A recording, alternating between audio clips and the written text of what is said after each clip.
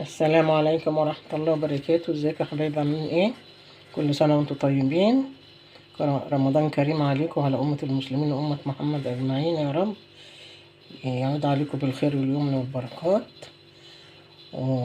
اللهم بلغنا رمضان، لا فاقدين ولا مفقودين يا رب. وندعي لإخواتنا في فلسطين، ربنا يثبتهم وينصرهم ويقويهم ويقف جنبهم في محنتهم ويشيل حملتهم ويربط على قلوبهم يا رب، ويرحم شهدائهم يا رب. وينتقم ينتقم منهم أشد انتقام من اليهود الجبابرة دول يا رب. ربنا أقوى منهم إن شاء الله. هنقول بسم الله الرحمن الرحيم، مش هطول عليكم.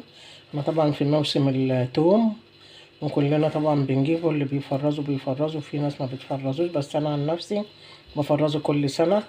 ما بقطعش من تفريزه، بقالي سنين كتير قوي بفرزه من قبل ما في قنوات تتعمل ولا قبل اي حاجه. انا بروح عند بتاع التوم عندنا، يعني ما بفرمهوش انا، عشان بخاف طبعا بيعمل ريحه ريحه مسمنه جامده في قلب الشقه وفي قلب المطبخ، وبيكرف حاجات كتير، تبقى الدنيا كلها ريحتها توم. وطبعا ايدك هتبقى ريحتها توم، وهدومك هتجيبيه وتقشري وتعملي ملهوش لازمه. فانا بجيبه مفروم جاهز من عند بتاع التوم، بقف معاه وبنقيه، بيقشره هو بيفرمهولي وانا واقفه، وباخده بيديهولي في اكياس، وبيحط عليه ملح عنده وبيفرمه.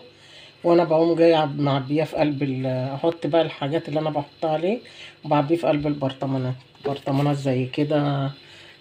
بلاستيك كامله، بلاستيك، عشان بنحطها في الفريزر.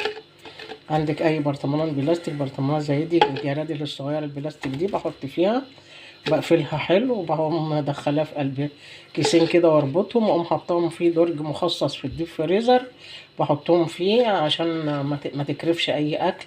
وهو تو ما بقفله هنا بالبرطمان كده، بقفله وبقفله بالاكياس، بحط عليه كيس واقفله، وبعدين ادخله في قلب كيس وشنطة سودا، بقفله جامد فما بيطلعش اي ريحة. مخصصة درج مخصوص ليه، للتوم بالذات. وممكن تحط معاه اكياس مفرزاها خضار، مش هيجرى له حاجه. بس هو ما بيعملش، لكن لو حطيتيه في اكياس كده في ناس بتعبيه في اكياس كده، بيعمل ريحه وبيلقط مهما تحطيه في كذا كيس. ديت انا بعمل كده على طول. طريقتي المفضله دي. فقلت السنه دي هعرفكم انا فرمته اهوت، واللقطه دي ما تسجلتش عشان النور قطع عليا. هنقول بسم الله الرحمن الرحيم. لما جبته فضيته كده، قمت حاطه على كل كيلو معلقه كبيره كده هرميه كزبره ناشفه، عشان تحافظ عليه وما تعملوش ريحه، ما تخليش ريحته نفاذه. وحطيت عليه ربع كوبايه زيت وربع كوبايه خل، وقلبتهم دول 2 كيلو. على 2 كيلو، كيلو عليه معلقه كبيره كده كزبره، معلقه كبيره كزبره ممسوحه، مش هرميه، انا نسيت وقلت هرميه، ممسوحه. الكيلو عليه معلقه. وحطيت على 2 كيلو ربع كوبايه زيت وربع كوبايه خل، عشان يبقى ماده حافظه، وقلبتهم في بعض كده، وهعبيهم في البرطمانات. اما ده بقى خدته من الراجل اللي هو يعني بيفرم لي. ده بقى هنعمل ايه؟ هنقشر الغلاف اللي بره دوت، واخد ايه الحته الطريه اللي من جوه، يعني مثلا هنقشره كده لغايه ما اوصل للحته اللي هي الطريه قوي. يعني بعد كده كمان هنقشره كمان كده، يعني اهو نوصل للحته ديت. هنضربه في الكبه، ومعاه فلفل احمر وفلفل اخضر، او فلفل احمر خالص، بنخليه ونعبيه برطمان، وبرده نحطه في الفريزر. نحتاجه بقى، تحط المكرونه، تحط البتنجان مخلل، مخلله للحاجات اللي انت للمحشي، الحاجات دي كلها. وبناخد بقى دي بقى التومه ديت، بناخد القشره الغلاف اللي من بره البيضه ديت، طبعا هو بيتقشر كذا مره، بناخده دوت ونجففه، بنحطه ينشف من ايد الفرن كده، ونحطه ونطفيه يسخن الفرن، نحطه فيه ينشف عشان نعمله توم بودره. بعمله برده كل سنه وانا عرفت، وريتكم بيتعمل ازاي على القناه بتاعتي، انا عاملاه لكم مره. وبعمل البصل البودره برده بعمله. لما بنيجي نقشره عشان نستخدمه لاي خضار ولا اي طبخ، ولا نشوحه، ولا نعمل بيه اي حاجه. طبعا انت بتقشريه، بتطلع غلافه بيضه كده في القشره، فبقوم واخداها وحطها مجففاها. ونفس النظام بتاع ديت برده بنشفها تحت مع في الفرن. وبعد كده باخدها احطها في الشمس شويه، وبعد كده اعقمها تاني في الفرن عشان لا يكون جه عليها عفار ولا حاجه. اسخن الفرن برده واطفيه، واقوم مدخلاها فيه، وبعد كده بطحنه، وملوش اي اضافات بقى، وبنستعمله. انا بعمله كده على طول. فديت حبيت اعرفكم انا هعمل ايه وانا بفرزه ازاي، عشان انا كل سنه بعمله كده، بس ما صورتوش معاكم عشان انا مش انا اللي بفرمه. بس السنه دي قلت اعرفكم، والفرم بيتحط عليه اضافات ايه، وهعرفكم برده. شفت الطريقه ديت كده اول مره اعملها بصراحه، انا شفتها، فقلت اعرفها لكم كمان. بس اللي ديت انا بعملها كل على طول، بناخد الغلاف اللي من بره ده، نقشرها لغايه الغلاف لغايه ما يبان الفص كده بتاع التوم، وناخد كل الغلاف الابيض ده بالحته ديت، وبنحطه نجففه ونطحنه يبقى توم بودره، بيبقى احسن واللي هو ريحه نفاذه اكتر من بتاع بره. بتاع بره بنحط عليه حاجات مكونات تانية معرفش دي ايه. فانا هعبيه بقى في البرطمانات وهشيله في الفريزر، ودوت بقى لما اعمله هبقى اصوره لكم واوريه لكم. خليكم معايا لاخر الفيديو. بصوا يا حبايبي، هنا اهوت بعد ما دول احنا قلنا وريناكم التوم لما فرطته، لما عملته حطيته في الفريزر وعبيته في البرطمانات. دي بقى العروق اللي انا قلت لكم عليها، اللي هي العنق دي اللي احنا قلنا هنعمل منها خلطه تحط للمكرونه، تحط للمحشي، تحط للبتنجان. فانا طبعا ما عملتهاش كده، انا قطعتها بالطول. بصوا اهي قطعتها بالطول كده كده اهو، وطلعت منها القلب بتاعها الطري اهو. ما بناخدش الورق الناشف، القلب الطري ده اللي بيتقطع معاكي في قلبيها كده، والورق ده بنشيله. الورق ده بقى هنعمل فيه ايه؟ هطلع الورقه اللي هي طريه شويه كده، انشفها واعملها توم بودره. يعني كل حاجه نافعه، مش كل حاجه ما فيها، كل حاجه فيها فايده يعني. كده انا اهوت دول اللي قدرت عملتهم اهم شويه دول.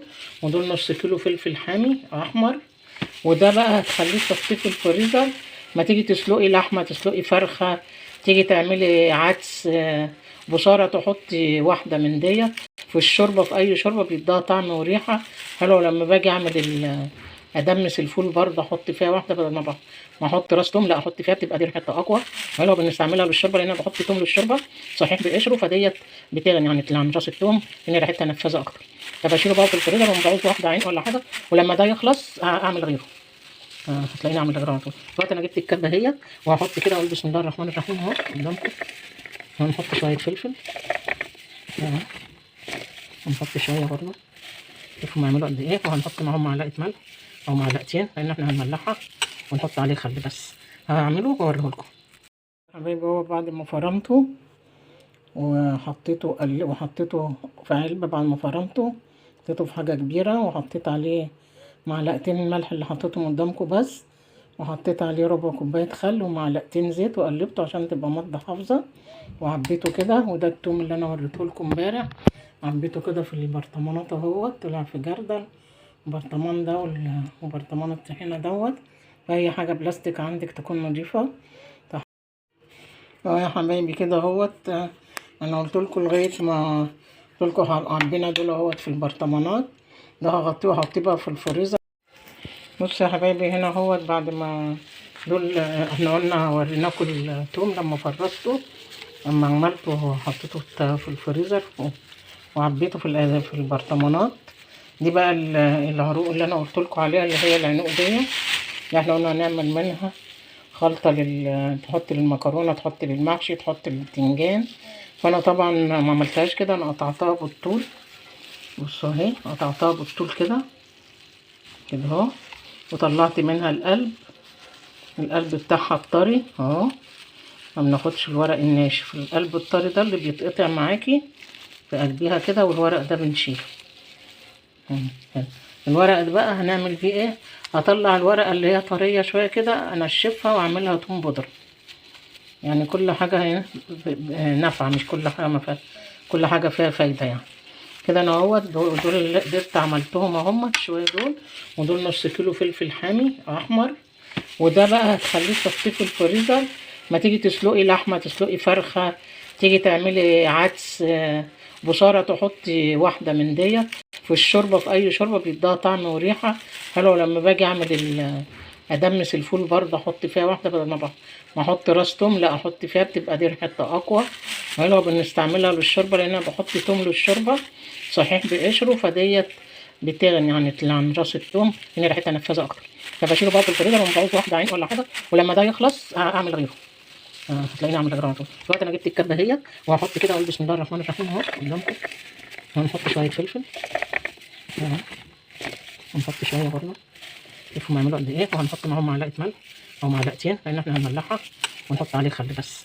هعمله واوريه لكم حبايبي. هو بعد ما فرمته وحطيته في علبه، بعد ما فرمته حطيته في حاجه كبيره، وحطيت عليه معلقتين الملح اللي حطيتهم قدامكم بس، وحطيت عليه ربع كوبايه خل ومعلقتين زيت وقلبته عشان تبقى مادة حافظة، وعبيته كده. وده التوم اللي انا وريته لكم امبارح، عبيته كده في البرطمانات اهوت، طلع في جردل البرطمان ده وبرطمان الطحينه دوت.